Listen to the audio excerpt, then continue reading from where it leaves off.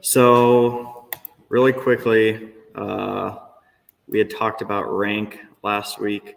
So we have sum of sales over here.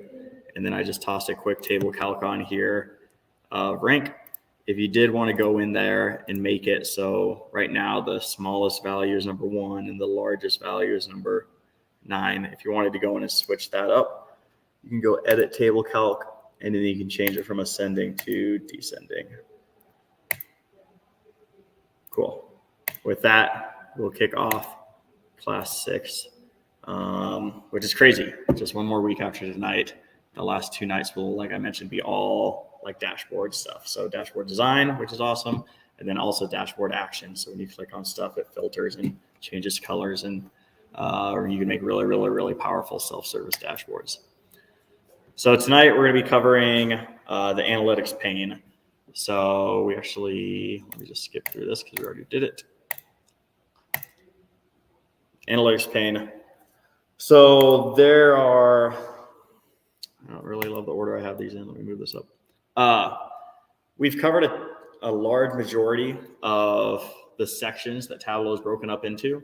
So night 1, we talked about like the data source section, right, which is this little tab down here. We talked about different sheets. You can right click and open up the format tab. You can have dashboards, you have stories. The one that we kind of skipped over is hidden right up here at the very top, which is the analytics tab.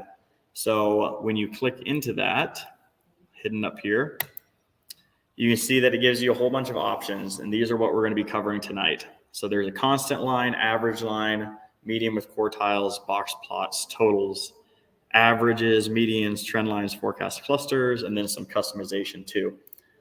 So I think I've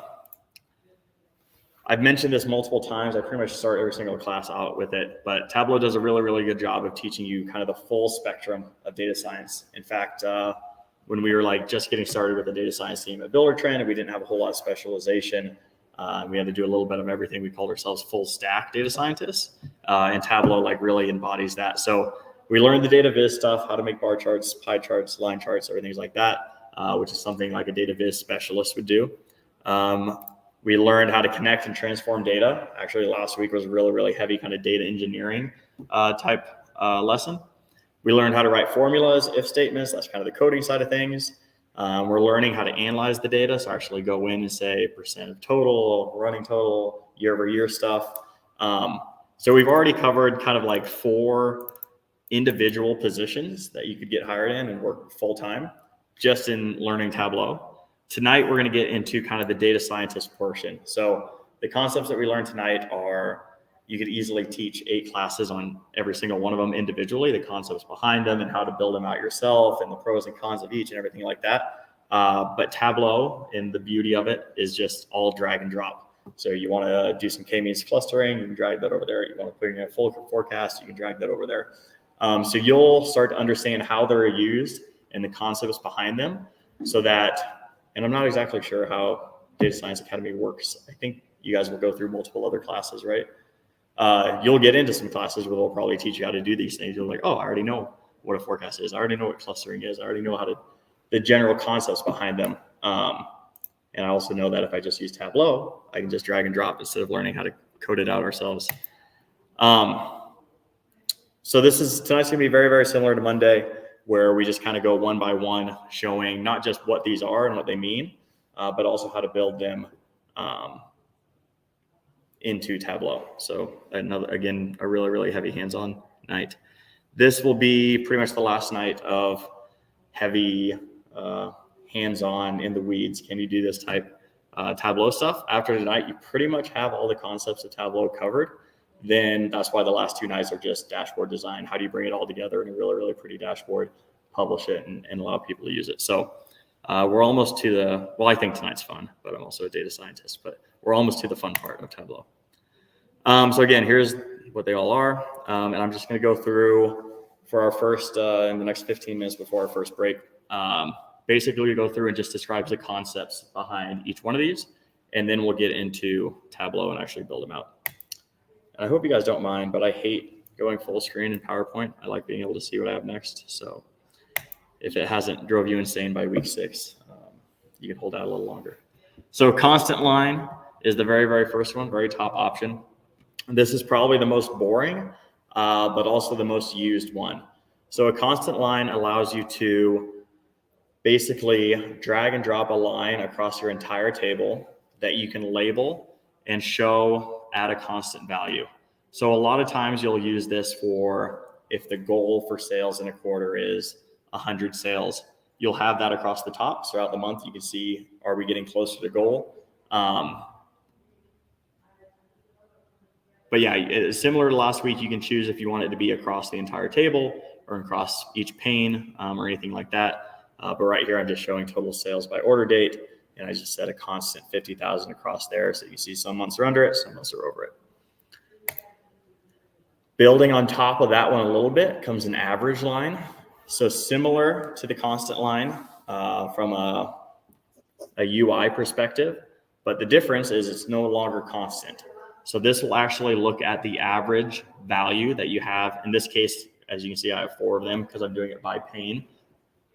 It will look at the average value across your pane and toss that line on there. So I think it was last week, Ryan, I actually asked you how you got like the average value because you'd split half of them green and they're above and half of them red. And you said that you'd calculate it yourself. There's a really, really easy way to do that in Tableau where you just drag it over and it shows. So this is really, really helpful for understanding, like here, all these charts kind of look, if I didn't have the average lines on there, they kind of look the same. But with the average lines, I can see, oh, on average, my sales actually went down a little bit in 2018, then up again in 2019, up again in 2020. So a ton of different use cases for the average line. Median with quartiles. So maybe I'm going to try not to get like heavy into the concepts behind all of these. This is not a stats class, it's a database class. But median, if you'll remember, is basically the exact half of your data set. So if you had numbers 1 through 10, your median would be 5. If you had, right, average would also be 5 in that case, but if you had 5 ones in a row, and then a 5, and then like 5 tens in a row, the average would no longer be 5, but the median would say 5. So the middle value in there. And then quartiles are just going to show 25% and 75%. So it'll basically, inside your quartiles is 50% of your total data. You got 25% above it and 25% below it. But this is just showing what the median is and the quartiles. Now, why this is really, really handy, and I would actually say I use median more often than average in real life, is outliers really, really can skew your average, right? If you have really, really normal data, like our sales here, 1 through 100K, and then you have 1 month where it's like $1 billion. If you showed the average there, it'd be way off. But with the median, it ignores that as a value and just looks at the middle. And then the other cool thing about quartiles is that kind of shows you how variable your data is. So in 2020, you can see our quartiles are really, really big.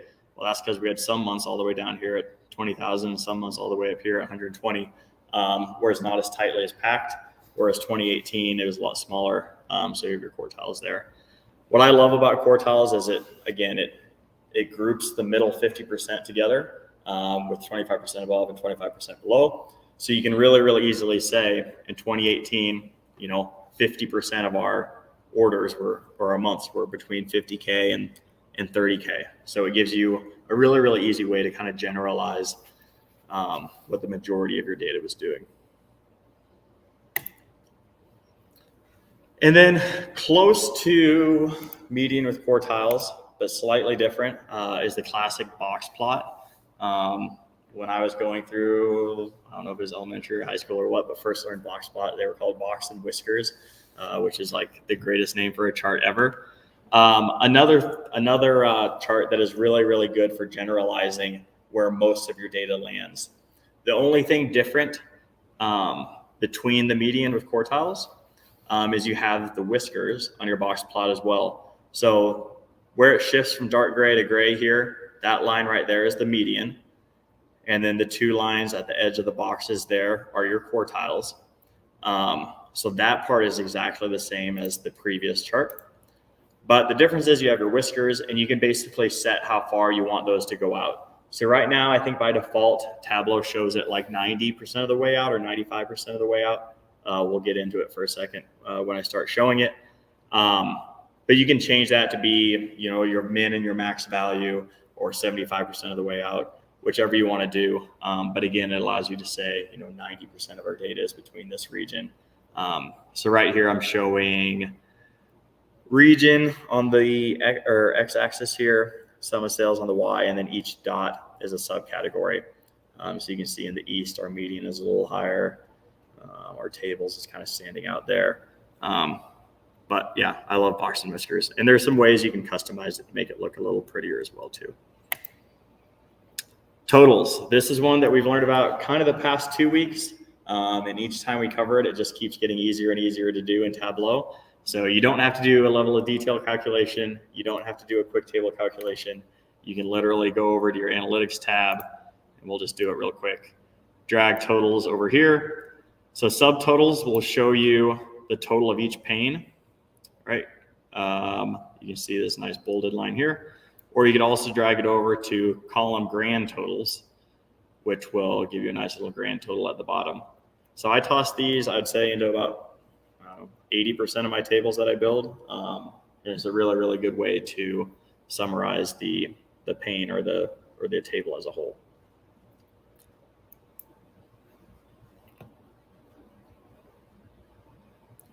So that is which section? The summarize kind of section here. Any questions on any of those before I go into kind of the modeling section?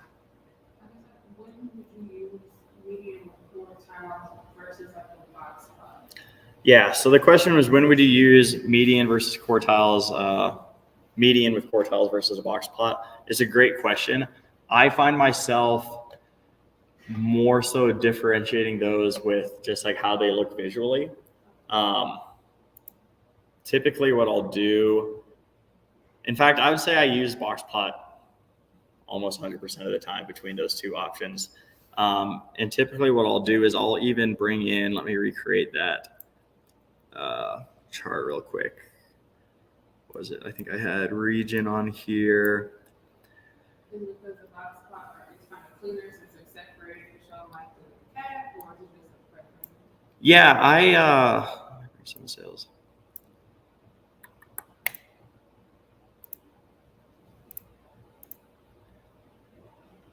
How did I have it? A subcategory on color, actually. So typically what I'll do is I will actually bring in the box plot here, and then I think it's, I don't know, not great data Inc. I don't really care about my individual subcategories. So typically what I'll do is I'll make those like really small. So I'm just looking at the box and whisker here.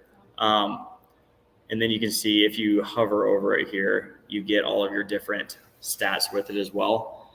So yeah, I think I like box plot more just because you get not just the median, lower and upper, but you also get the whisker values as well too. So you just get more bang for your buck. But I guess if you didn't care about those, oops, let me try this. You could go with these. I just don't think these look as good, but maybe they're less distracting. It's one more combined. Yeah. Right. And I'm just trying to also understand the whiskers. You said that it represents how far you want your values to go. Yeah, let me actually click in here and I'll show you. Is that why the first one there's an outlier of the value, or is the other ones seem like they're touching the actual highest point? Yeah. So I guess your options are, you can just hide.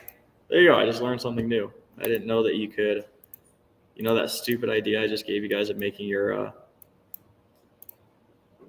marks small. Apparently, if you just go in and click edit here, you can just fully hide them behind that. So there you go. Sweet. See how it shows that one outlier though. Right. So that was. And everything else falls under those.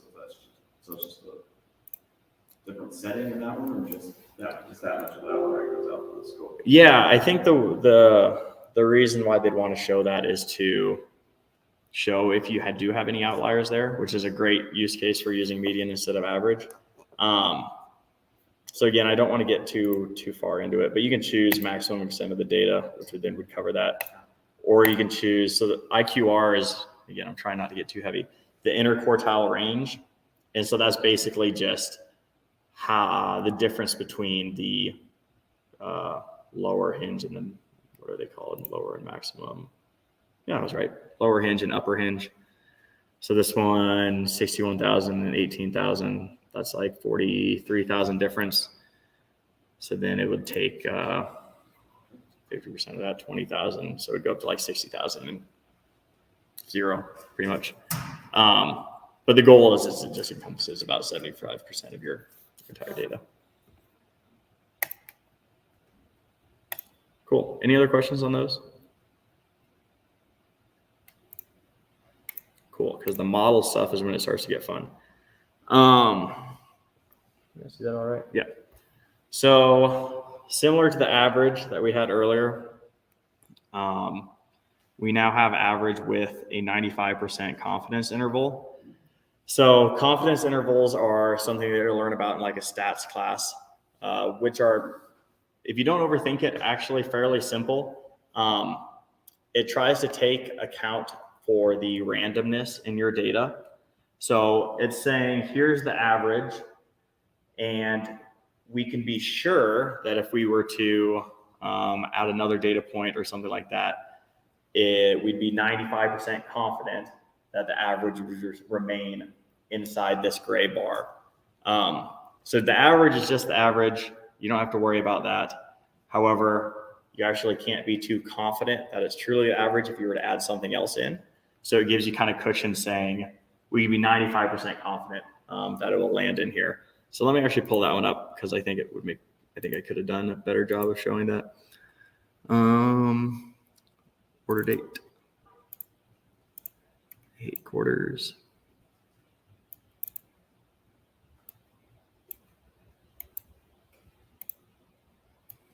Let's put it on the pane here. So yeah, right there, we could say, you know, the average 95% is going to be somewhere between 40,000 and 78,000. So if there's a ton of variance, it would make that even wider. If there's really, really narrow, it would make it easier. And again, you can go in and you can adjust that from 95%. So say if we only want to be 50% confident, that's where our, oh, I hate those labels, but you can see it shrunk it down a little bit. So we're not as confident, but we made it a little more narrow.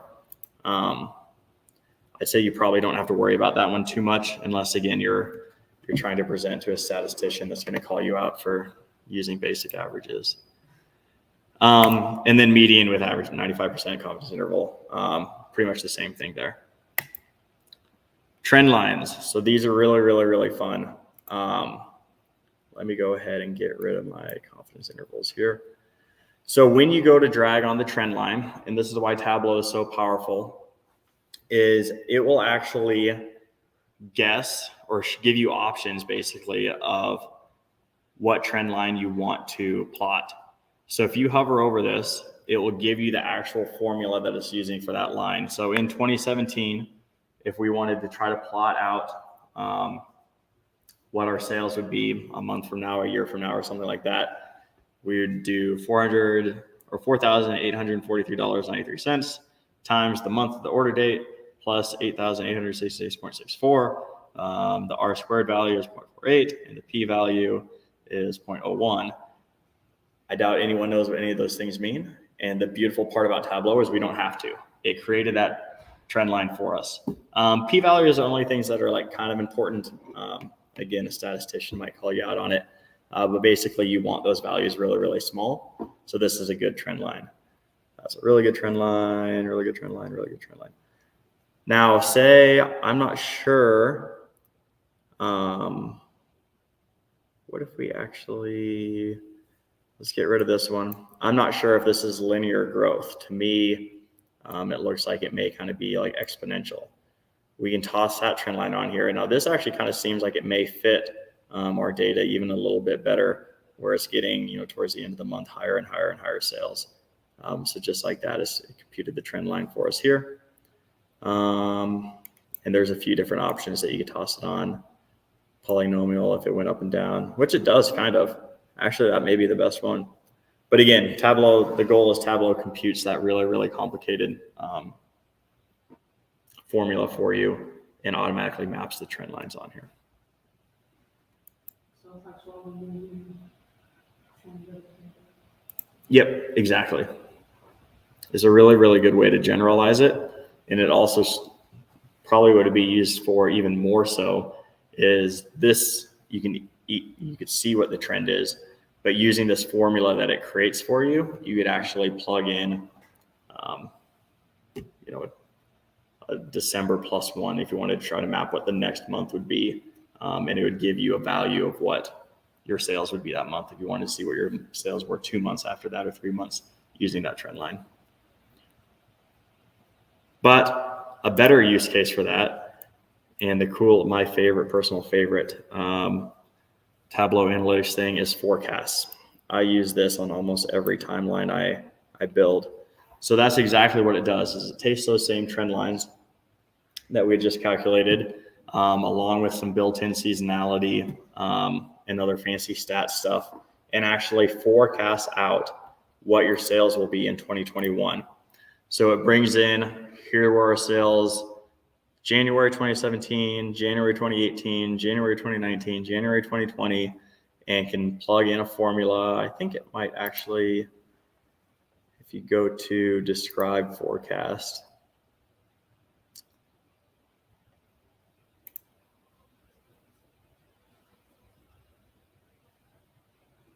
it doesn't give you the actual formula, but describes all the other fancy stat stuff. So it gives you what it would be in January 2021, January 2020, or February 2021, so on and so forth, which is really, really, really helpful for when you stop getting away from kind of the descriptive analytics and more into the predictive analytics or prescriptive analytics, where you're telling people what they should do. Everyone loves a good forecast. You could actually go in here, and if we go forecast options, we could actually bump this up to, let's go 2 years out or maybe even 3 years out. Now you can see we have our 2021, 2022, and 2023 forecasts built out. Is it treating the information equally, or is it weighting more recent years? So that's a great question. So you can see these, one of the concepts that we learned about with the confidence intervals here, that's what the kind of grayed out area around each line is the confidence interval of that. So you can see in 2021 is a little more narrow. In 2022, it starts getting wider. In 2023, those are really, really wide. So it's using, actually all three of those look pretty similar, but it's basically saying it's more unsure as it gets out. And you could actually go into here, forecast options. Yeah, so the interval right now is set to 90% or 95%. We could bump that down to 90, which again would make it narrower because we're less confident. Or we'd bump that up to 99, which would make it wider. But I'd say by default, just use the 95. Or you can get rid of it completely and just be really, really confident this is what it's going to be. Cool. The last one in the model tab is clustering. So clustering is another, I don't think I've described forecasting as machine learning. I describe that more as stats. But clustering I would describe as a machine learning algorithm because it takes your data, it analyzes it over and over and over again, makes adjustment and finds the best fit. So I won't get into all the nitty gritty of what is happening in clustering. Actually, let me see if I can find a good GIF that might explain it.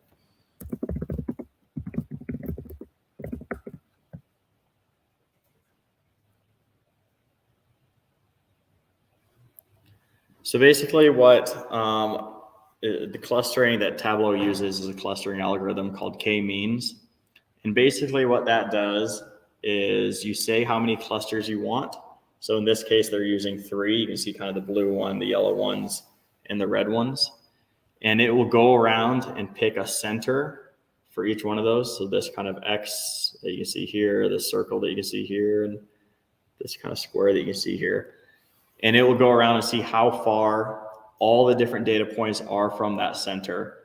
And it will calculate on average how far away they are. And then it will change it somewhere else, calculate the average how far away they are, change it somewhere else, calculate how far away they are, until it gets to the optimal spot where the distance between these calculations or these data points is minimized. So why this is really, really handy is there's going to be a lot of times, this use case is actually a pretty good one.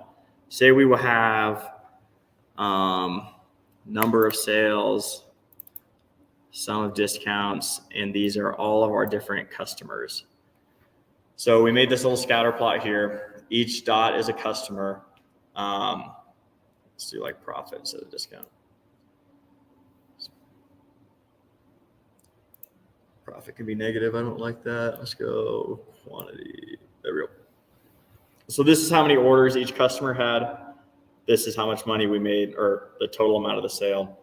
Say we wanted to, your boss came to you and you're like, we want to come up with 5 segmentations of our customers, or 5 cohorts. People that we make a lot of money from, people that we make have a lot of orders, and you have to come up with what those segments are and basically say that's a 5-star customer, that's a 1-star customer.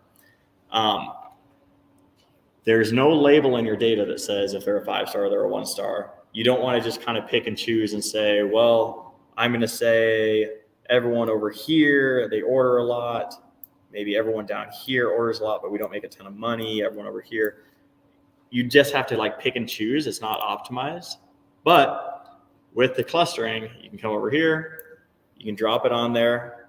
And let's go ahead and edit the clusters. Our boss wants 5 clusters.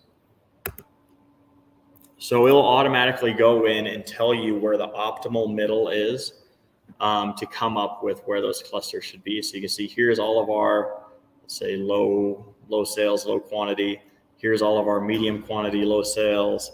Here's all of our high quantity, medium sales. And then we start getting medium quantity, medium sales, top. So you could have gone in and kind of described, like picked where you wanted those thresholds to be, but it wouldn't have been optimized. And then the cool thing is Tableau has automatically built a ML model behind it here. So if you had a new customer come in, it would plug it into that, it would update it, it would be live. It's a really, really powerful prediction. A lot of times what I'll use clustering for is it's easy to visualize with just 2 data points, right? Quantity and sales. We can see it on a scatter plot, but you can actually have 100 data points in there. And it's tough to picture things in multi-dimensions, but Tableau would actually go and compute the distance between all of those and spit back out clusters for each one of them. And so you can start understanding who are like customers across thousands of different data points. So most of the like Instagram ads you guys get, or like Facebook ads you get, or anything like that, Siri's constantly spying on you. Like, so if Apple's listening, you can hire me if you want. But those are all what Apple and Facebook and what those people do is they toss a ton of different data points about you into a k-means clustering algorithm, and it will put you in a cluster of people that are just like you. And they know what sort of products and like things perform really well with those customers. And so if you're in cluster 5, you're going to get Nike shoes. If you're in cluster 2, you're going to get purses or whatever it may be, because they don't have to know anything about you. They just have to know your behaviors, and they can find people just like you, and they know what performs well. So it's a really, really, really, really, really, really, really powerful machine learning model that we can do in Tableau in 5 clicks.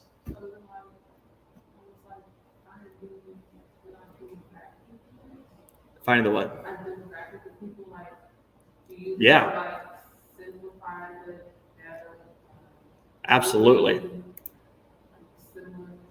Absolutely. That's a great way to describe it. I think you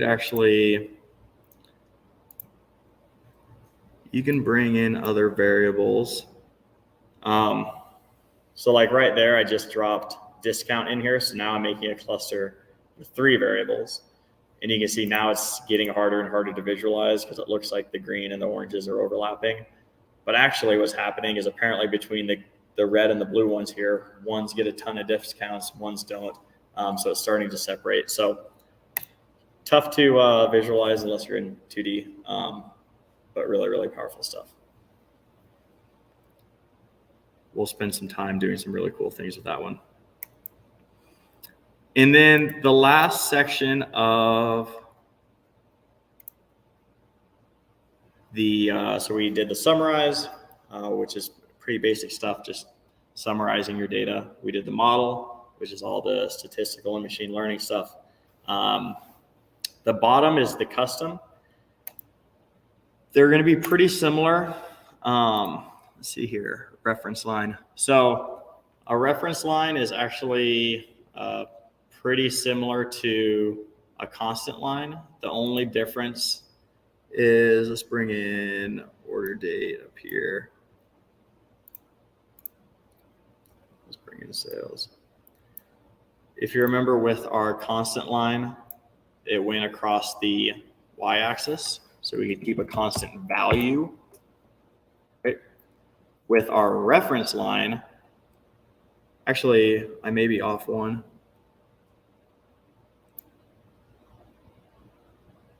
Oh, maybe the only difference is the in the custom section here. Am I crazy? I thought I did this a different way. Fine. Sales by month. That's what I'm trying to do.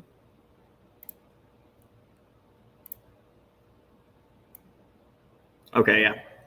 So classic dates being annoying in Tableau. With the reference line, you can actually bring this over like we just did with the table. You can see we now have these two options underneath, and that's why custom has its own section, is because you can do things a little bit more customizable. I'm going to want to reference a month. So I'm going to pull that on here. And now you can see my line is going vertically here. So what I use these for a lot is, honestly, I'll go in and do, let's see.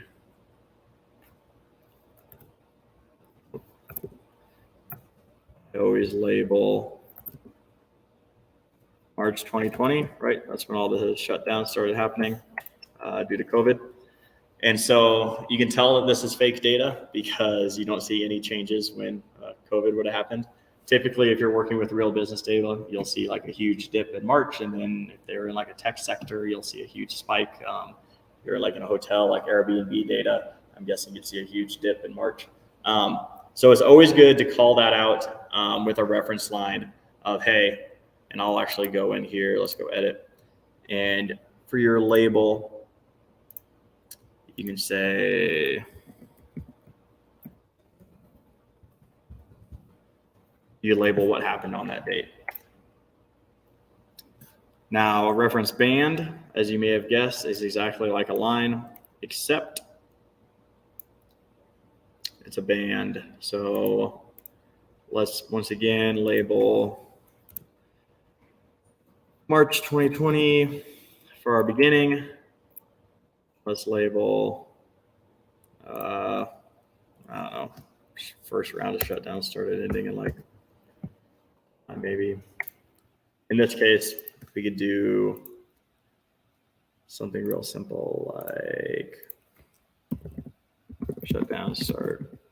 Or maybe the business you worked at even like closed down for those 3 months. So you could say like reopened, you worked at a restaurant or something.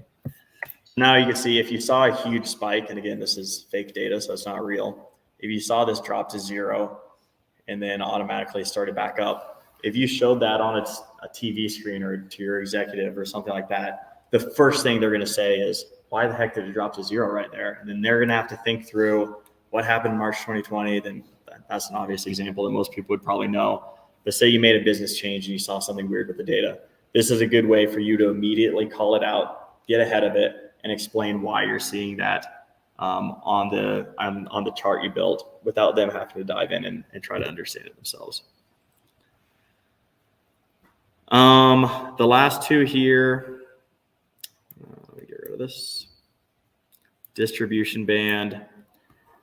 The only thing that is different about this than the meeting with Quartiles, again, is down in the custom section. So you just have more options. So here you can see we're showing the average 60% and 80%. We could go in here. Maybe we want to show 80% and 120% of the average. Just gives you more options. Other than that, you can make cosmetic changes, all sorts of different stuff, but the concept's essentially the same. And then the last one is our good old box plot. Again, the only difference is when you drag it on here, it defaults to giving you those options. But if you remember from our previous one, when we pulled the box plot in, we just clicked into it, hit edit, and the same thing popped up. So I think this is Tableau trying to say that they have more things that they do, because these two are essentially the same exact thing. The only difference is those options pop up automatically. But you can make it pretty. Builder trend's blue, so I always make these blue, make them a little darker. Otherwise, the same thing. So we will pause for our first break. Apologies, that lasted a little longer than I thought it would. But when we come back, we'll do our classic kind of hands-on and get you guys some experience doing that.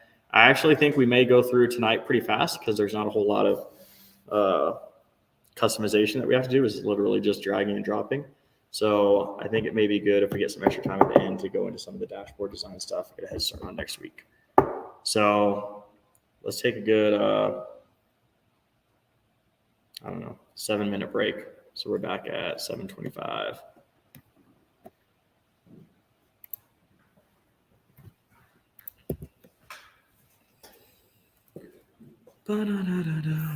Banners.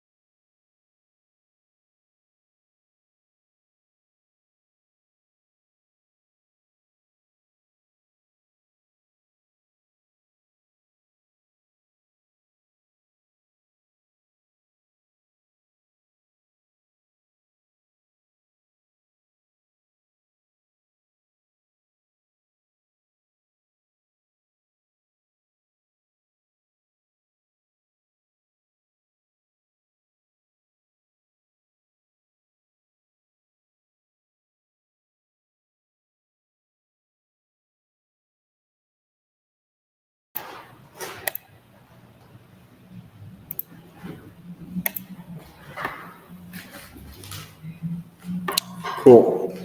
725. I was just gonna add one thing real quick. I heard you guys talking about like what industry you may want to get into. I can't remember if I said this night one or not, but over the past 5 years building out the team, I probably looked at 1,000 different resumes and interviewed 100 different people. And the really, really cool thing about data analytics and data science is the concepts apply across any vertical or any industry. So like builder trend is construction. And so I look at construction data all the time and schedules and purchases and subcontractors and things like that. But those same concepts apply to anything. So I've interviewed, the coolest one I ever did was a guy that was doing data science at the Omaha Henry Dorley Zoo. And apparently like the leading lemur researcher in the world works at the Omaha Henry Dorley Zoo. And so he was concerned. That was his first job. He's like, all I know is like data about lemurs. And I'm like, well, the cool thing is like the same concept that you're using to analyze that data is the same concept that you'll do about this. And so you can find an industry that you're really, really passionate about, like healthcare. Say you're really passionate about healthcare. You don't want to become a doctor. So you're like, how can I help this industry? Well, you can be a data scientist in healthcare. If you're interested in lemurs, work at the Henry Dorley Zoo, be a data scientist. If you're interested in construction, if you're interested, the coolest one that's like blowing up right now, which if I were to go back and like redo my career, is actually the NFL. They're like just finally starting to embrace analytics. And so like every NFL team now has like data scientists that can, build models to tell you like if you should go for it on fourth down and show you the efficiency of all your different players. And they all use Tableau. So find an industry that you really, really care about, and then you can use your data skills there. You don't have to, just because you're going into data science or data analytics doesn't mean that like that's your industry. It can be anything. And builder trend is always hiring. So, check that out. Sweet. Let's try to crank through these examples in like half an hour real quick, and then get a little head start on next week. I think that's a good plan for tonight. So let's go ahead. I'm going to delete everything that I have here and share my screen.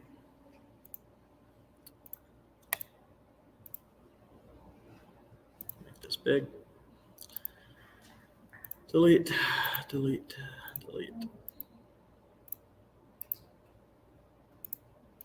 delete this because it's the only one I have.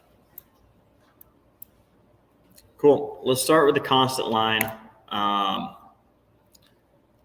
going to try to do some different examples than I had the PowerPoint just to keep things fresh. Let's bring in our subcategories for our columns, our classic sales for our rows. What do I have going on here? Oh, I got my box. So say we had let's bring in region. That might be more fun. Let's say that we had a sales goal of 600,000 and we wanted to show who hit it and who didn't. So we'd go over to our analytics. We're going to grab our constant line and we're going to drag it on the table. And then we're literally just going to type in 600,000. Now we have our line here. I don't like showing 600,000 because you can easily see that on the axis. Why do we have this line on here, right? So let's go into edit and we're going to change that from right here where it says label. Right now we're showing the value is 600,000. I'm going to take that down to custom and I'm going to type in goal in all caps. Then that we can see what our goal is. Then this is very similar to the tooltip where you can click this and it shows you your options that you have. Now I'm going to type in value. So when I show this over here, it will say goal 600,000. Then maybe we clean this up a bit. Now we can get rid of this. Let's drag this on our labels here. Let's add that little zero line that I love. Just make this bigger. And let's change the sum of sales. I'm not going to make you guys do all this, but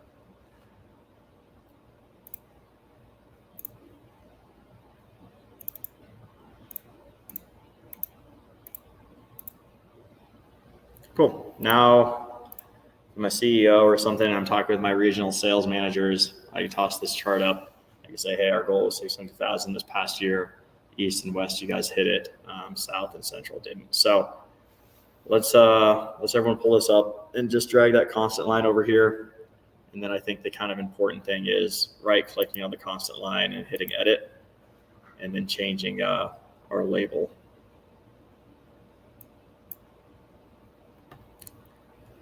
So let me know as you guys start doing that if you have any questions, or once you get it.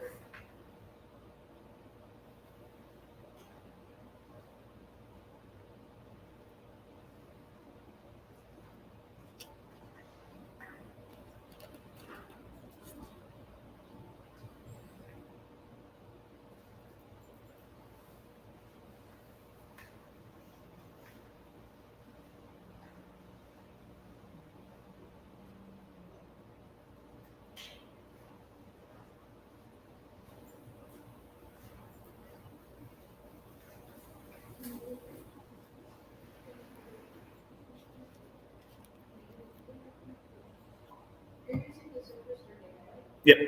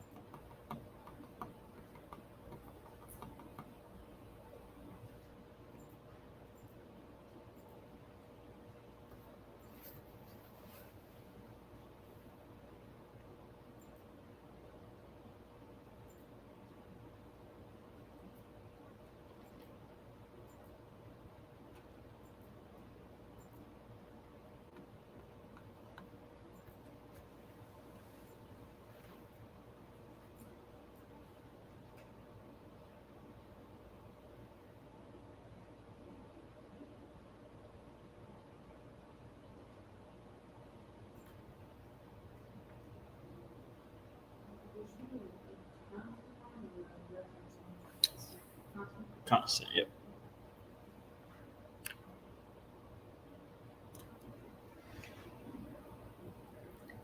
Everyone look hard at work for a second. I'm going to take a little picture.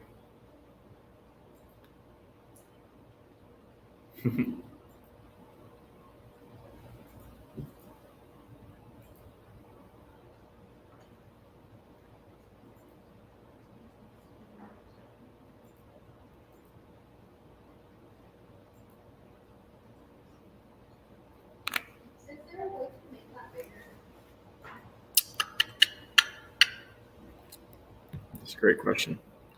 I can make this bigger by getting rid of my face.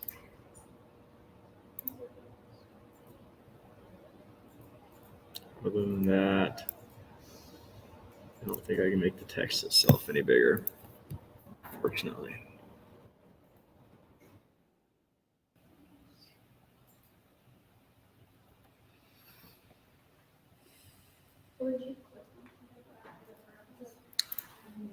Yeah, you kind of have to click right on the line there, and then there's an edit tab.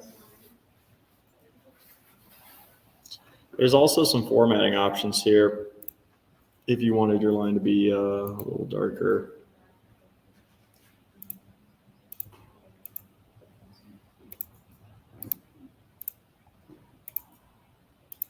Actually, what is that? Oh, it is black. It's just not.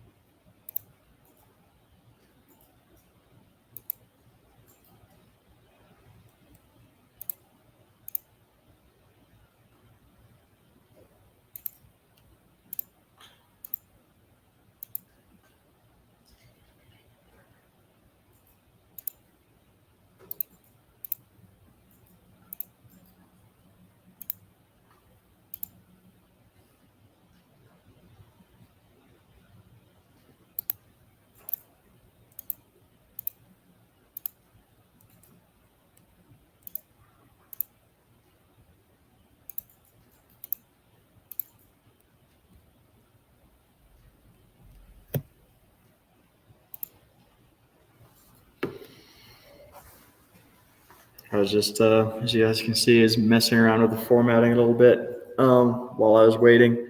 Everything that I did right here is all things that we've learned about before. So obviously, just for the sake of time, we don't have the ability to make every chart really, really pretty. It's more so about learning the concepts, but literally all I did here was click format, came over here, changed the color of my line, made my text a little bigger. There's a little option over here to fill below. So I brought in some colors there, brought the alignment of our text down to the middle, so it shows in the middle of the bars instead. Okay. Yeah. One alignment, but Yeah, so you can show at the top. I think that wastes space. I think it looks cleaner when shown in the middle there. You could also drop it on the bottom. It's the vertical option here. oh, vertical action. And you want to grand total, right? No, I just dragged the sum of sales over on my text here, or my label. Yeah, I clicked on.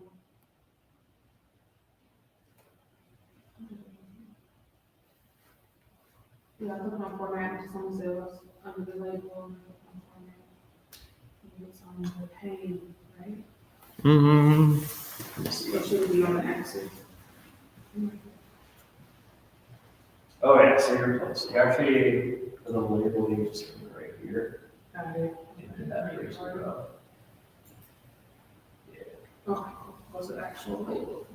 And then for this bad boy, I wish it was.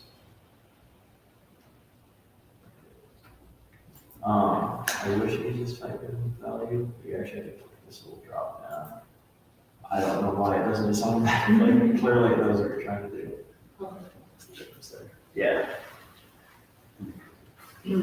So what was it? I was doing the same thing she was. What was it called? Oh yeah. You can just click right here on the label itself. Oh, okay. I was picking up the sum of sales label. And then there's the line. Gotcha. I see what you're doing now. Yeah. Thank you. Yep.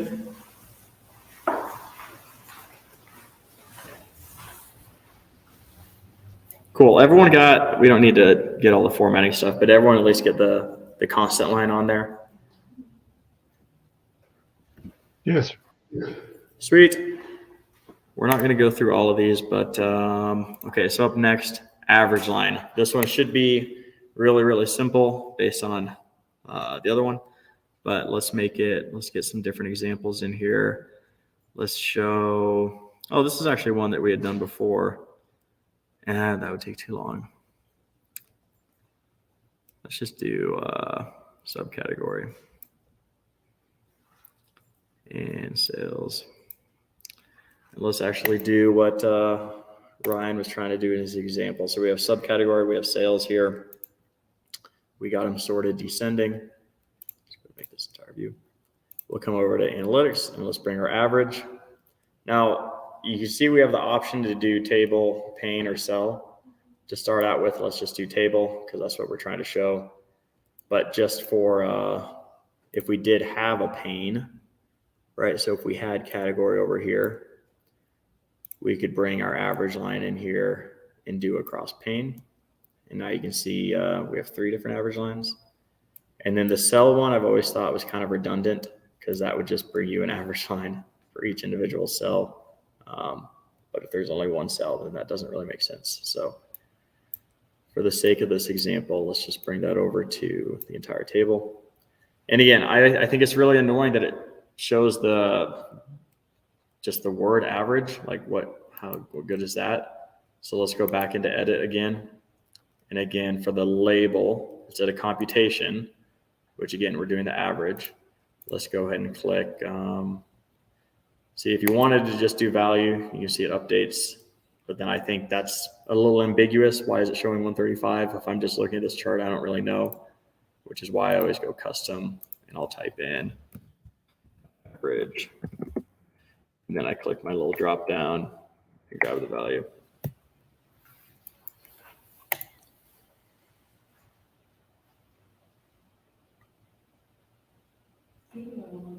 Yep.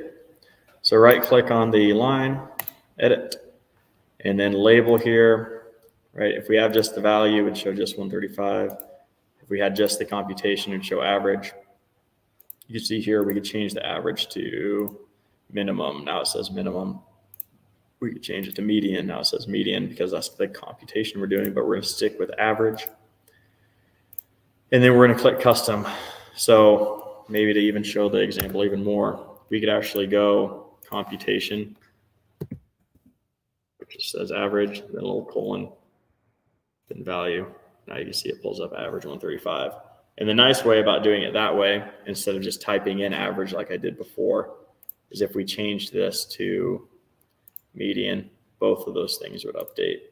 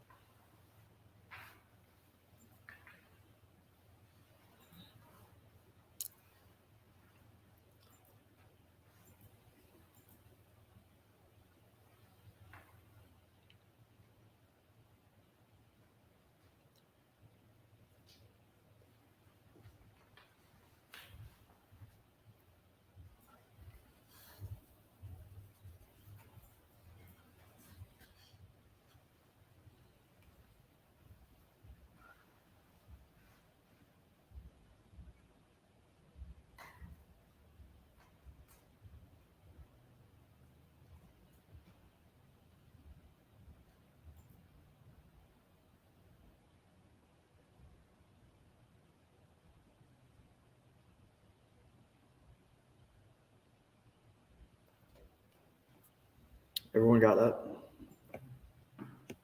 Cool. The other thing that I want to call out here, see this little checkbox? Show recalculated line for highlighted or selected data points. Right now that's checked.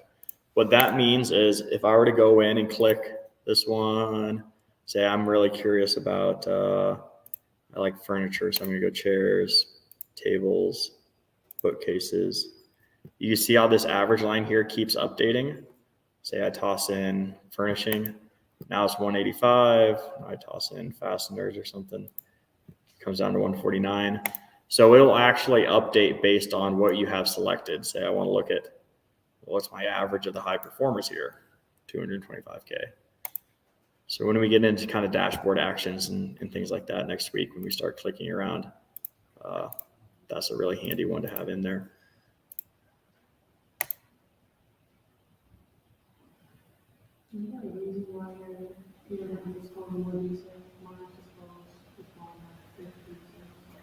On the right here.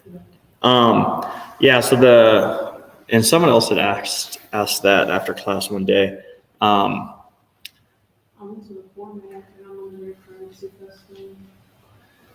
Yeah. Should I take it off automatic?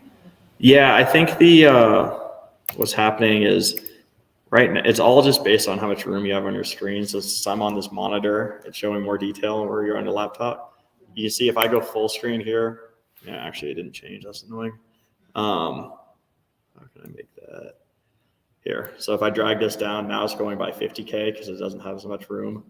If I drag this back up, it's still going with 50K. If you wanted to hard code that, you can double click on your axis. We've messed around in this general tab before. There's also a tick marks. And you can see right now it's on automatic. Let's go to fixed.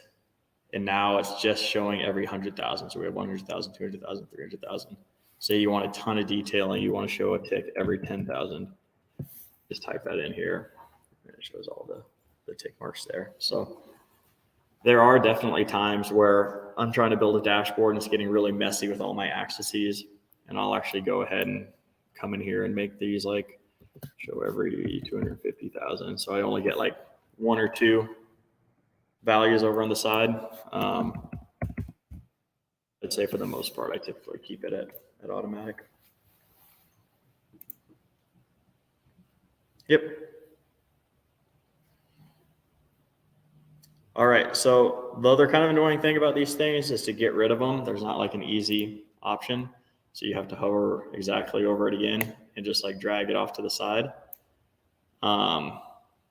let's do the meeting with Quartiles really quick because it's pretty much exactly the same. And that's what I was talking about. Is once you kind of get the hang of how these work, they're all pretty rinse and repeat. So we'll drag that over to table again.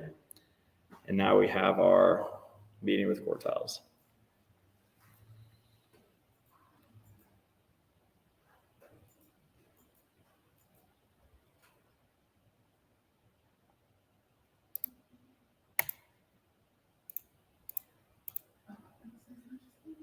My average one doesn't need. Yeah, it's tough to get it drug off there.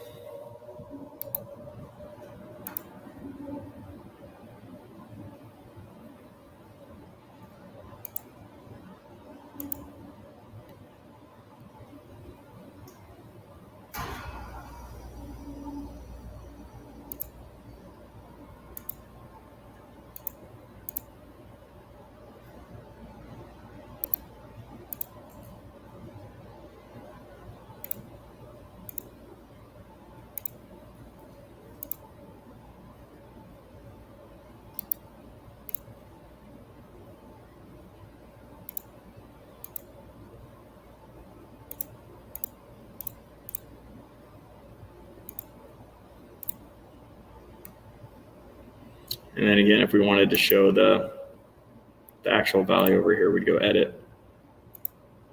The label is going to be custom. We'll do our computation.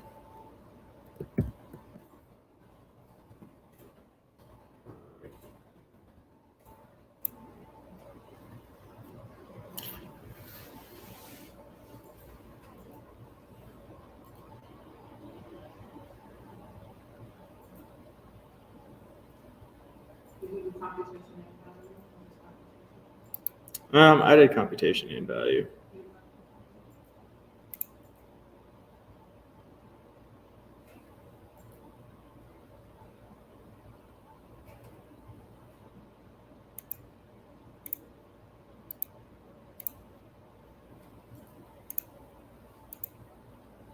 And you can do the same sort of formatting things with your median line here. If you click format, you can see the alignment. I could toss it over on the right if I wanted to get it out of the way. Put it smack dab in the middle. Keep it over here. Put it on the bottom of the line. Turn it sideways if I wanted.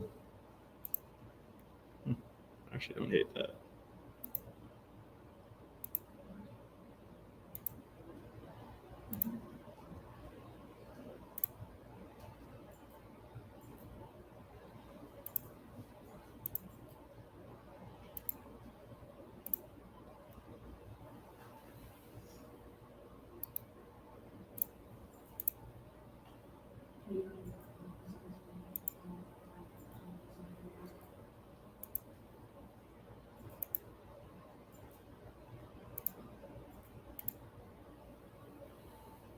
So I know there is one for shading, you can just right click and move it on there. Yep. And then the reference band is just the fill line here. You just inject, oh.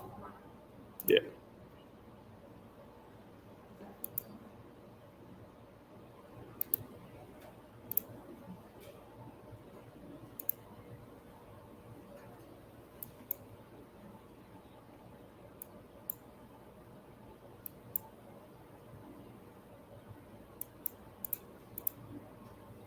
Ooh, hate that.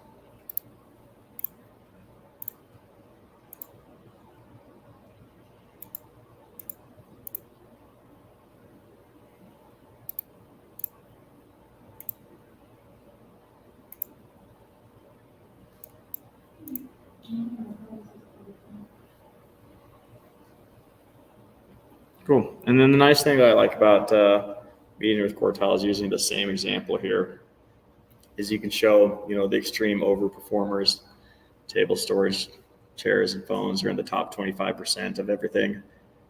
You can see ones that are kind of in the middle, 50% here. And then you can see the bottom 25% here. So it gives a little bit more detail than just the median alone.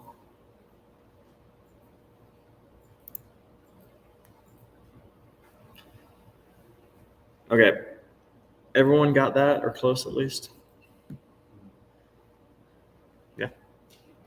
Cool. I want to cover totals, and then we'll probably skip the two average and medians again because they're pretty much the same thing. Then I do want to show the trend lines and forecasts. And then again, the custom ones are kind of the same thing too. So let's pull in just a real simple table because I think that's the easiest to understand.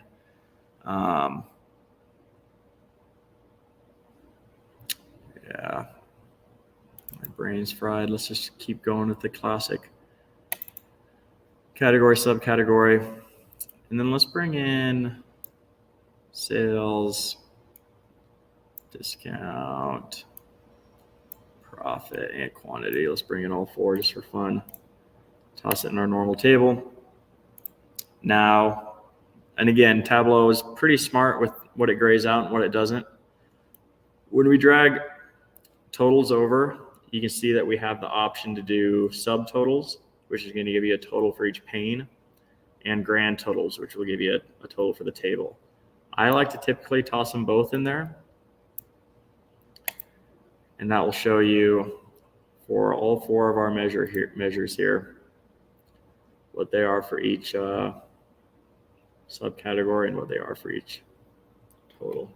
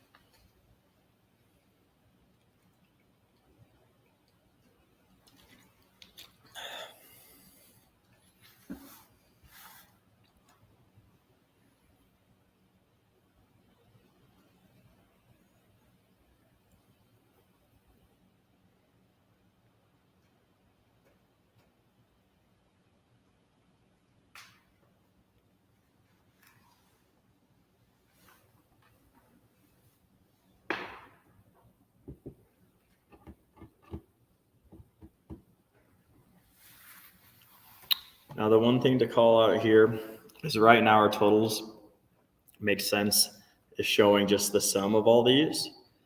If you go into analysis here, can you just right click on this? No. Analysis here, there's a little totals thing, gives you some options. It also gives you total all using. If you don't want to show sum, say you wanted to show the average, you could go in and click that. And now our totals is showing the average of each one of those. I don't use that maybe ever, but you could. Maybe you wanted to bring in the maximum for each one of those. You can do that.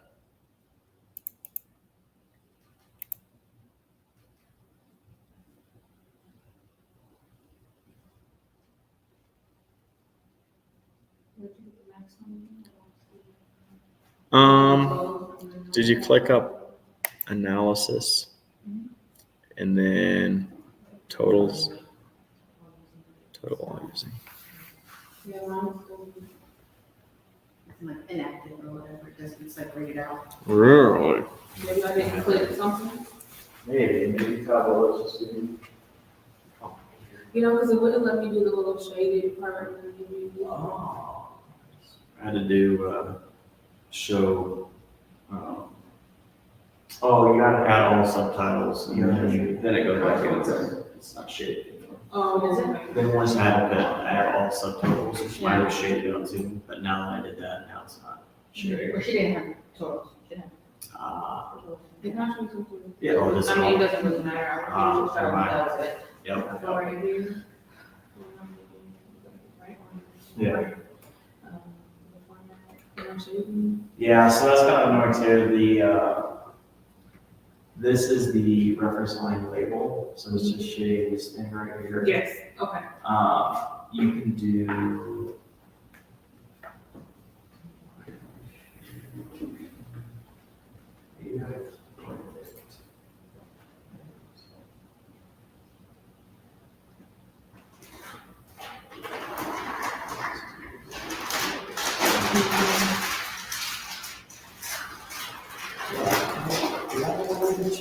You change this background shading to a cool color, and I was thinking, like, oh, okay, just let it go.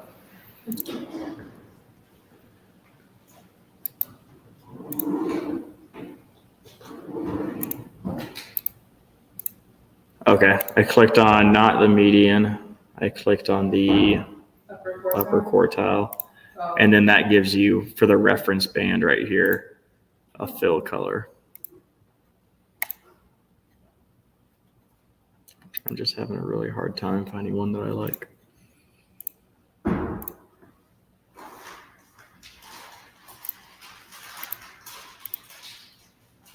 do you do it to fill? Yeah, perfect, okay.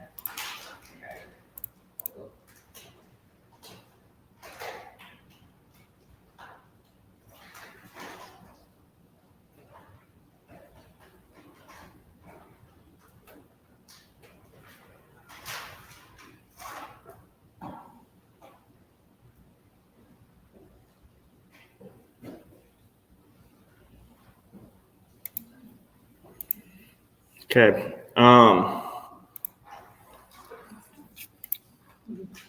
Anyone else have any quick questions on that? Cool. Trend lines. So the trend line of the forecast, you're going to want to make sure that you have a date in there. So let's go into a new one. Let's bring order date up on the columns. Again, let's break it out into years and months. Let's do sales here. And then maybe just to make it a little more fun, let's bring like category onto the rows. So we have our 3 categories, our 4 years, our 12 months. Then let's bring trend line over here. I always start with linear and then just kind of see which ones I think kind of match the best. These are really like, I'd say I typically use these if they're like really noisy. These you can all kind of tell they go up and to the right. But say I just had like kind of one big line.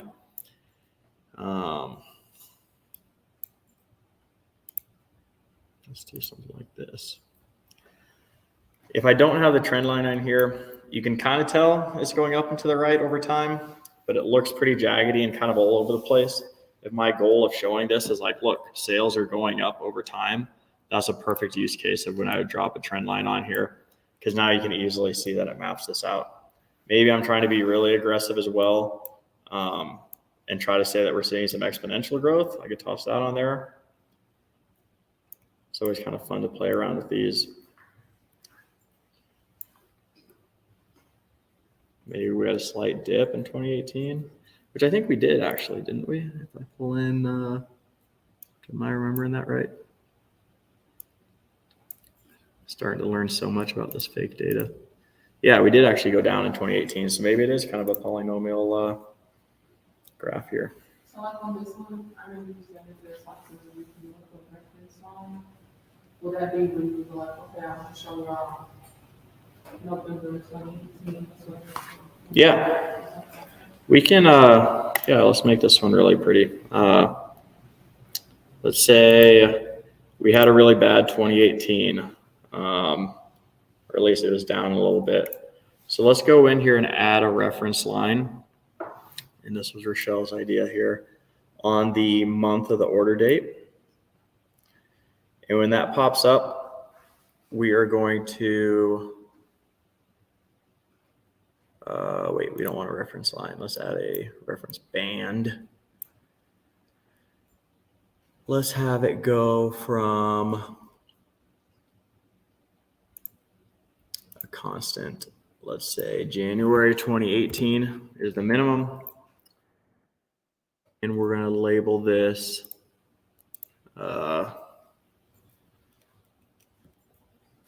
what's something that could have happened in 2018. CEO fired. And then we're going to change the maximum to a constant again. Let's change this to December 2018. Value is going to be custom. Become a year to search. But that's why 2018 had a down year, and you can see this in your trend line that it was flat. Then the new CEO must have taken off and taken things to the next level. Are you trying to December 2018? Yeah, that's what I did. I actually think, yeah, this is a good color, Rochelle, because I think this is a perfect use case of if I toss this up and people saw that our sales were flat for a while here, they're instantly going to want to know, well, what happened in that time frame? Obviously, these are just fake examples, but you do have a lot of business processes that are going to change and world events like COVID happening that are going to make your data look really wonky. So having that business acumen to know like what it was that actually affected that is perfect.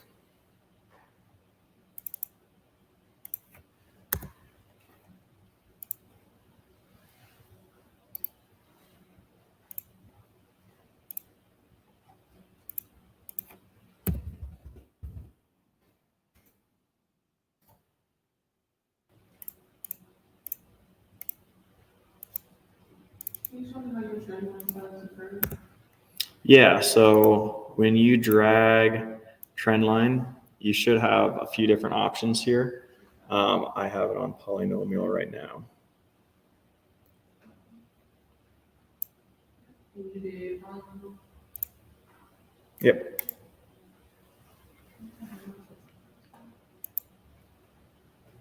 Let me see.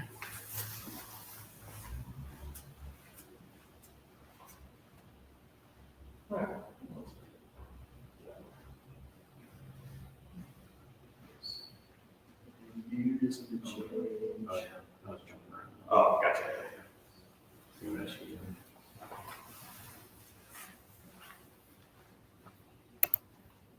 Let's go crazy with this one.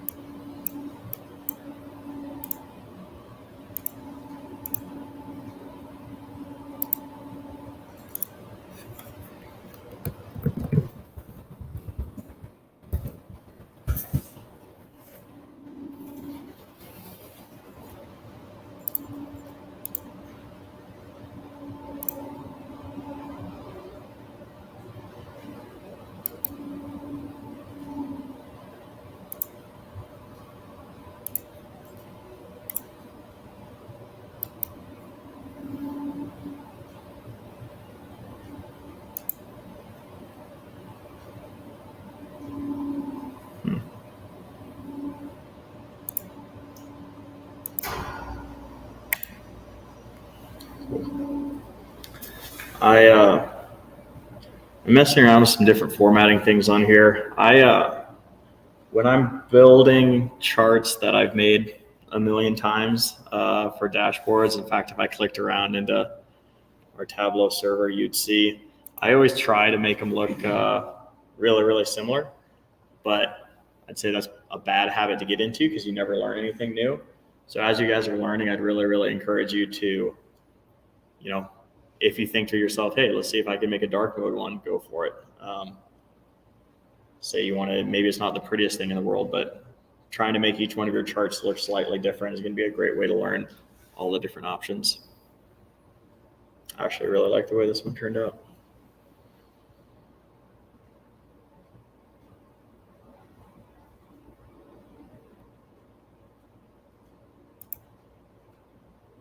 Okay, anyone still working on getting the trend line put together? Heck yeah. Let's go through, let's get the forecasts and the cluster out of the way. Then we can spend some time at the end of class kind of individually going through and messing with the format. So the setup for the forecast is going to be really, really similar. Let's bring year and month in here. Let's forecast our profits just because we'd already done sales. Really, really simple. Drag this over, add your forecast here. Let's do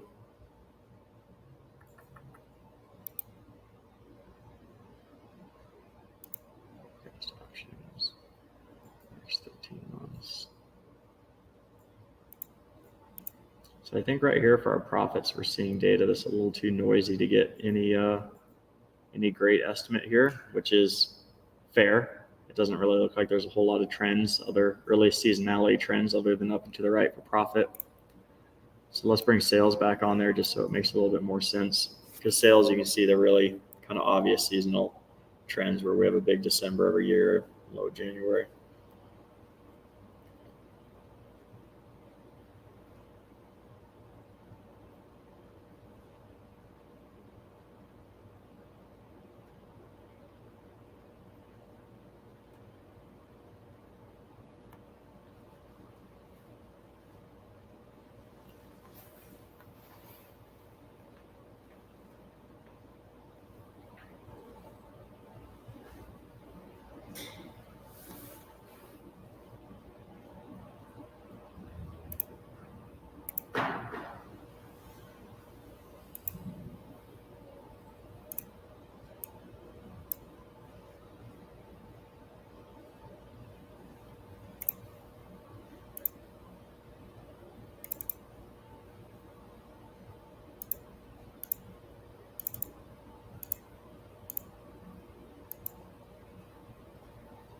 Yes.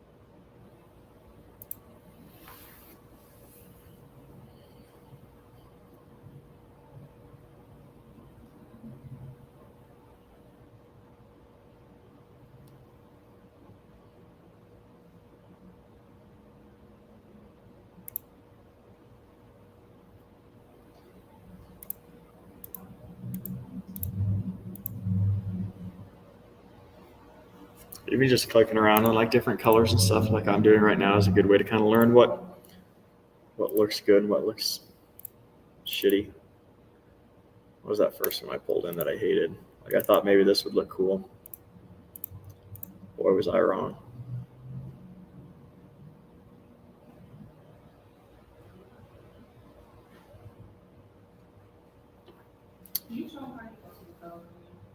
Yeah, it's just right here. Yeah. And then edit colors. And then if you want to see more options, you can double click and it pops this open. Or if you want to see a different color palette, Tableau has a ton of cool ones built in. Yes. Like on the previous graph, changing the color and the background, right? Oh yeah. Just right click anywhere on here, go format. And then it's this little paint bucket right here. Where you want to do the entire worksheet. Just make it super dark. Oh, that's ugly. Let's blur the background's gray, like, so that it, like, yeah, like more like the opacity, is that what it's called?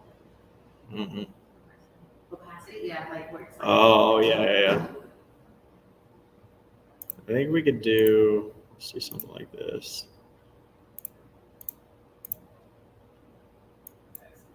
You make that.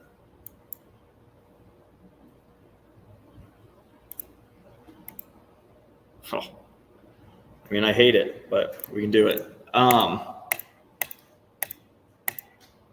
Tableau also has like the nicest undo feature of all time. Like you can literally go back to like when we first created our data set at the beginning if you mess something up. Sweet. Anyone still struggling with a forecast? Maybe just for the last kind of thing we need to know there is if you right click on it, hover over forecast and go forecast options. This is where maybe your boss said, hey, I want to see the next 3 years. Like we did earlier. Let's do that. And then let's make sure we can fit it all in here. Now we have our next 3 years forecasted out.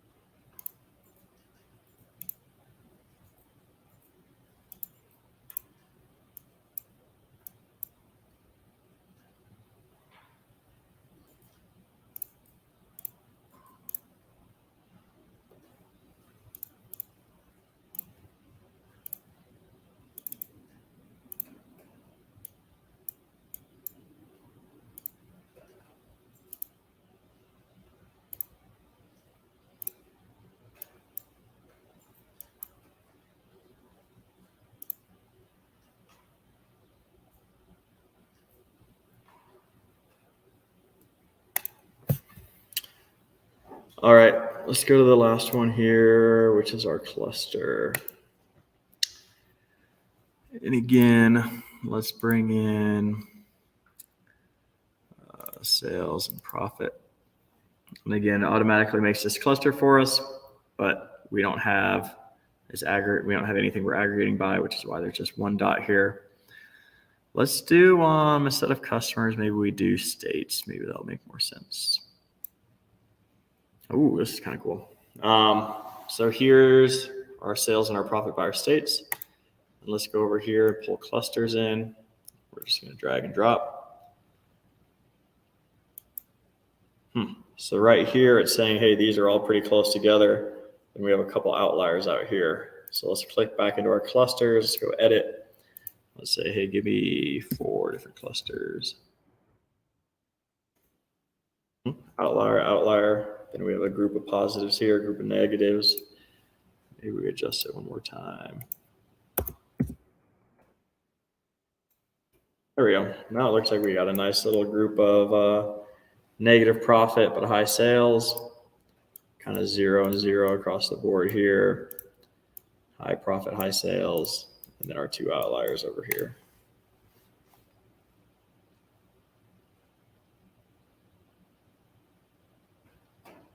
What did you type in so on I'm on 5 right now.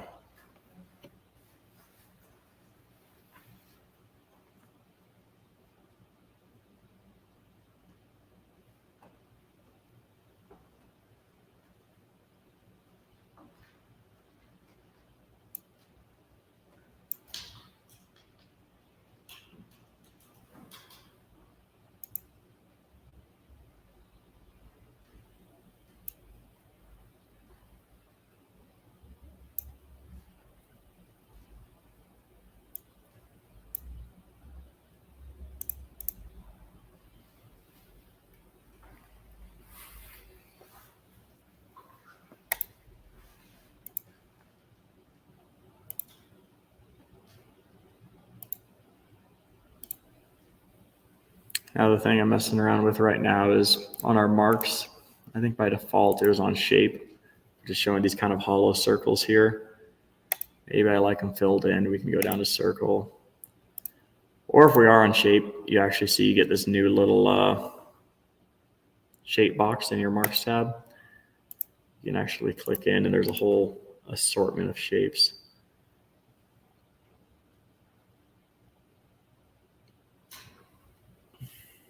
Customer baby show a whole bunch too. I think they're a little small for my eyes, so I'm gonna make them a little bigger. But yeah. Now we kind of get a ton of overlap down here, so maybe we go back to just a nice circle.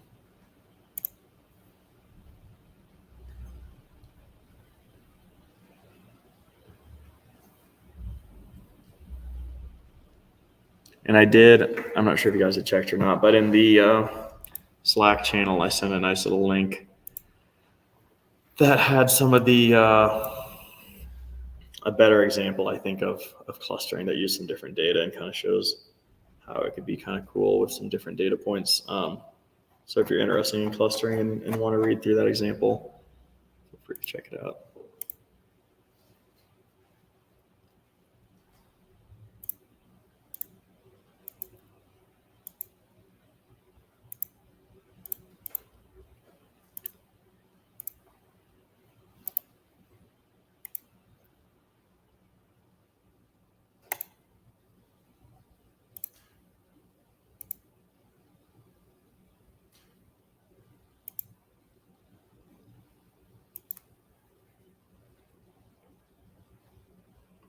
Cool. Anyone have any trouble just getting the clusters to pop up here? Sweet. So that does it. Like I said, the custom ones we're not going to go through tonight just because, again, they're the same exact things as the other ones. The only difference is when you pull them over, it pops up an option to customize them. So I do want to, in the last 10 minutes before 8:30, well, I guess real quick, any questions on anything we've covered so far? Sweet. I love to hear that. And I love that you guys are starting to play around with some of the formatting stuff, seeing what's possible. In the last 10 minutes, let's do a little sneak peek into next week. Let me actually let me make sure I have my weeks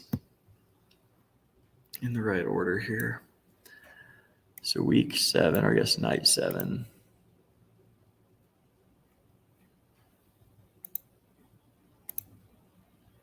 Yeah, we'll do dashboarding. It's more fun. Cool. So the main thing I kind of want to show tonight is some of these different options in the dashboarding, because I think maybe I should have covered this sooner, but as you guys are starting to put together dashboards for your kind of storytelling thing, I think it would be beneficial to go through this.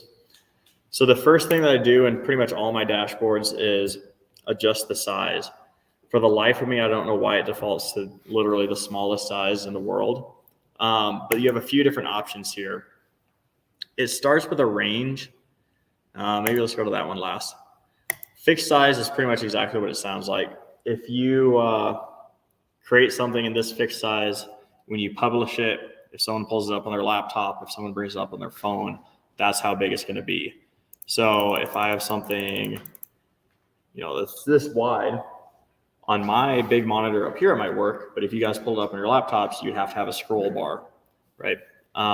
So what a lot of people do to fix that is choose this nice automatic thing.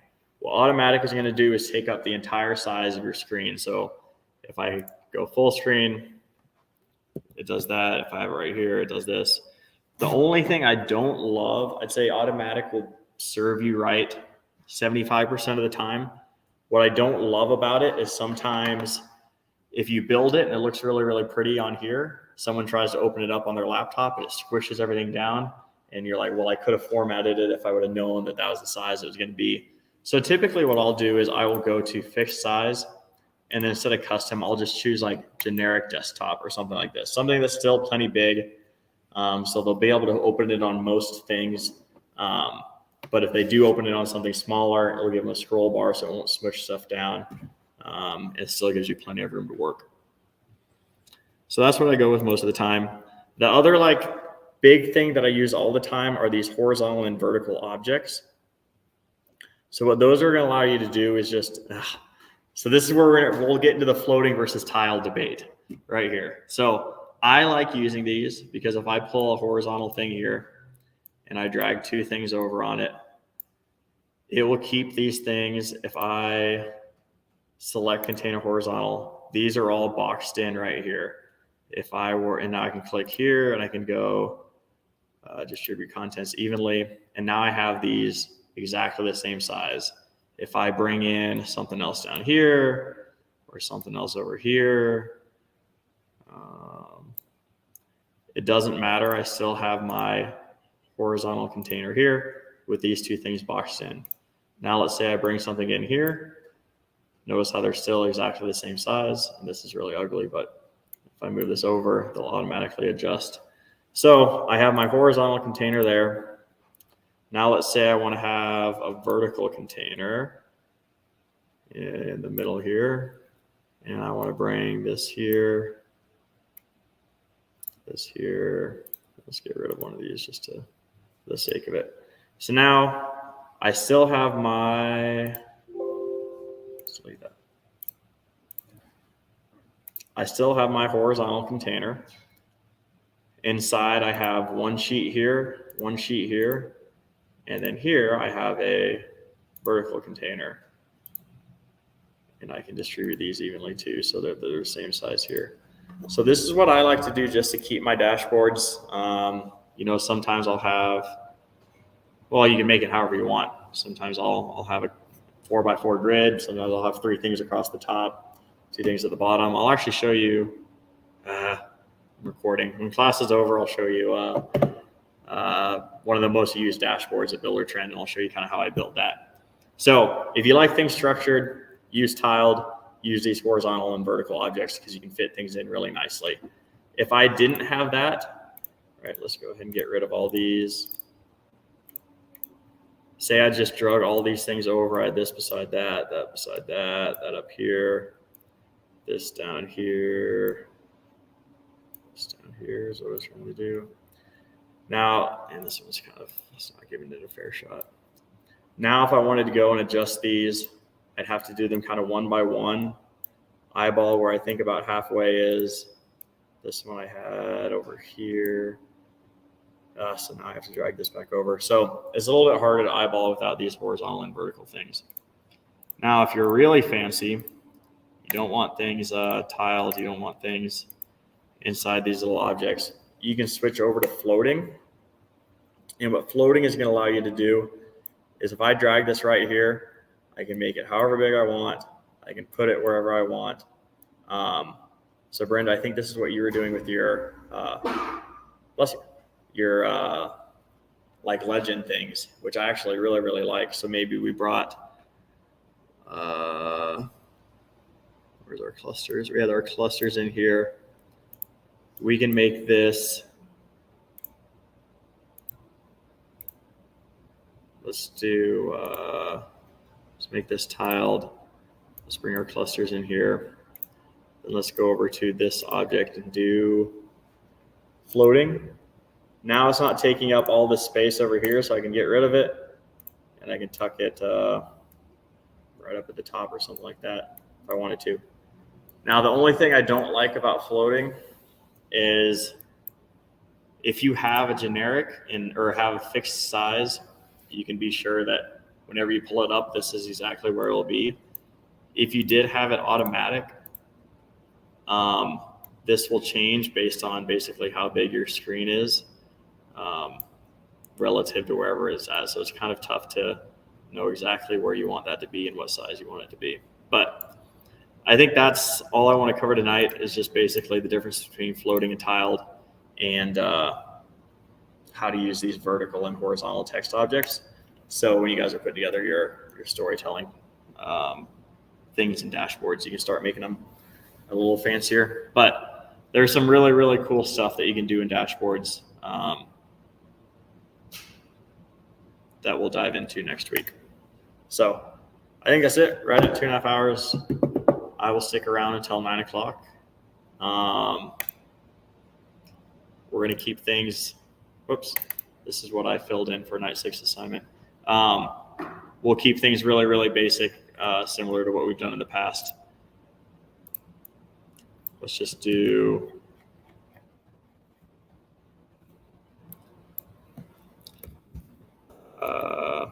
make charts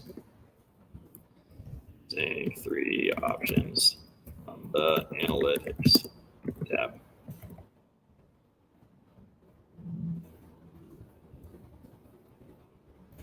So you don't have to go through and do all of these. Just pick 3 of them, make 3 charts. Maybe try to format them slightly different than you've done in the past, just to get experience using colors and stuff. And then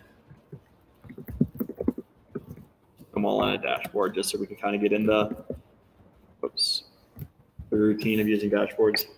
When I send this out, this is that link I was talking about from Ryan Sleeper. It goes through every single option in the analytics pane, shows some different examples, shows some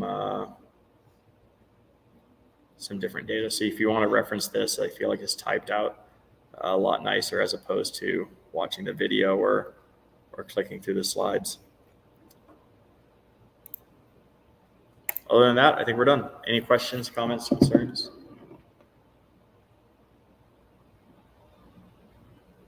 Sweet. I will see you guys Monday. I think we had talked about 2. I guess this is just for the Omaha folks, but I think we're going to have Nate order some food on Monday. So don't worry about picking anything up. I will send out a little link to vote on what you want. Otherwise, get out of here. See you guys. Thank you very much. The broadcast.